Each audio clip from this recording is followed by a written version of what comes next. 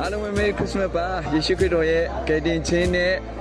ကောင်းချီးမင်္ဂလာအလုံးစုံဒီ Christmas မှာအရောက်တိုင်းရရှိပါစေဒီနေ့ Christmas မှာဘုရားကျေးဇူးတော်ကြောင့်ကျွန်တော် Carol သချင်းနှစ်ပုတ်ဘုရားသခင်ပေးတဲ့အတွက်အကောင်းဆုံးလှုပ်ဆောင်နိုင်ခွင့်ပေးလို့ဘုရားကျေးဇူးတော်ကိုချီးမွမ်းတယ်ကျန်ခဲ့တဲ့အနေငယ်ကအတူတူဆိုလိုက်ဆိုတဲ့Carol သချင်းလေးကထက်ရှိသွားပြီဖြစ်တယ်ပေါ့နော်အခုနောက်ကြာခင်လေးမှာလည်း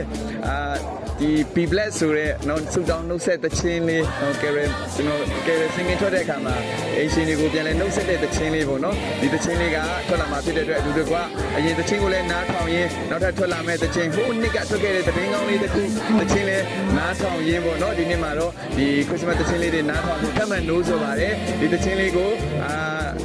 မလာတင်ထားရဲ့ page ရဲ့ Wish Channel ရဲ့ page ရဲ့ကျွန်တော်ရဲ့ Suthep Official Suthep YouTube Official Channel ကနေလည်းတင်သွားမှာဖြစ်ပါတယ်အားလုံးပဲ Merry Christmas ပါ God bless you all